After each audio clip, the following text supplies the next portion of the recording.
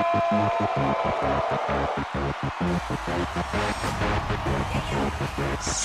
I don't want to see you on your cell phones unless you're taking pictures of me.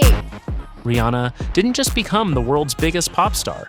Behind closed doors, there were power moves, secret deals, and moments so carefully hidden that the people closest to her signed their silence. Today, we're going through 5 of them, every single one. Welcome back to the Studio Chronicles. Stick with me until the last one, because that final fact is the one her label tried hardest to bury, and it changes how you see her entire career. Fact 1. Most people know Rihanna grew up in Barbados. What they don't know is how close she came to never leaving. Before Jay-Z's team ever heard her voice, a rival label had already flown her to New York for a full audition. She performed, they loved her, and an offer was put on the table. She turned it down. The details of why have never been fully confirmed, but people close to that deal say the terms were structured in a way that would have locked her into a development contract for years with almost zero creative control. She walked away from a major opportunity on instinct alone before she had a single dollar to her name. 2 months later, she was in a room with Jay-Z singing for Def Jam. He reportedly refused to let her leave the building until she had a contract in hand. That split-second decision to turn down the first offer didn't just change her life. It changed the entire trajectory of what she was allowed to become. So we set up a meeting with Jay-Z, and I met with him, and he was very impressed by the audition. And he didn't let me leave until 3 in the morning after we signed the deal. Well, were you nervous meeting Jay? What? I was literally shaking in the lobby, like this. Fact 2. When Umbrella was being shopped around in 2007, Rihanna was not the first choice. The song was written and initially offered to Britney Spears. Britney's team passed on it. There are different versions of the story floating around about why. Some say the timing was wrong, others say it just didn't fit where Britney's sound was heading at the time. Whatever the reason, the song landed with Rihanna, and what happened next is now history.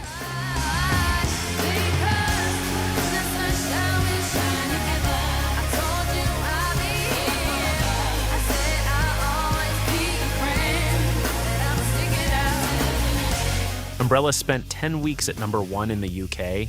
It won a Grammy. It became the defining moment that shifted her from a promising newcomer into a genuine global force. But here's the part that rarely gets mentioned. After Britney's team passed, at least one other major artist was also offered the track before it reached Rihanna. She was not the first call, she was not the second, she was the one who said yes when others didn't see it. And she turned it into one of the best-selling singles of the entire decade. Fact 3. Rihanna's cosmetics empire, Fenty Beauty, is now valued at over $1 billion and has been widely credited with forcing the entire beauty industry to rethink its approach to shade range and inclusion. What almost nobody talks about is how hard she had to fight to get it made the way she wanted it. Early in the development process, industry insiders pushed back on the idea of launching with 40 foundation shades from day one. The standard industry approach at the time was to launch with a limited core range and expand later. Rihanna refused. She held the line on the full 40-shade launch, including shades at the deepest end of the spectrum that had historically been treated as afterthoughts by major cosmetics brands. When Fenty Beauty launched in September 2017, the darker shades sold out within hours. The industry had spent decades assuming that wasn't where the demand was. She proved otherwise in a single afternoon, and every major brand that has since expanded their shade range did so because Fenty made it impossible to ignore. Fact 4. During the years when Rihanna was almost entirely absent from the music industry, in the stretch between Anti in 2016 and the present day, there was considerably more going on behind the scenes than a quiet retreat. Multiple sources close to her team have indicated over the years that music was recorded, sessions were completed, and material existed that was either shelved or reworked repeatedly. I have been working on the album for so long, but I want to actually go back and listen to stuff with new ears, with my new perspective. She was simultaneously building Fenty Beauty and Savage X Fenty into 2 of the most successful ventures in her business portfolio, and the music simply kept getting delayed. The pressure from the public and from the industry to release something was enormous and constant.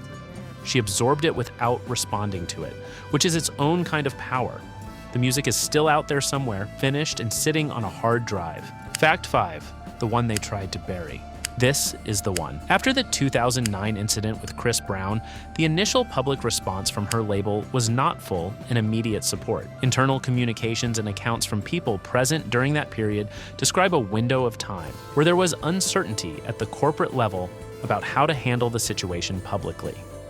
Rihanna was not simply handed unconditional backing from the first moment.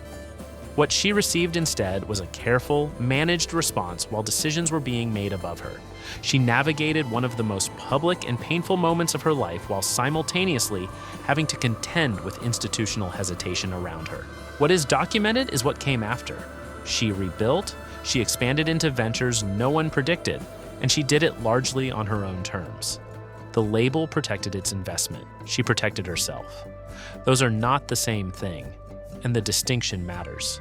Rihanna was never just a pop star. She was someone who kept saying yes when the industry expected her to be grateful, and no when it expected her to comply.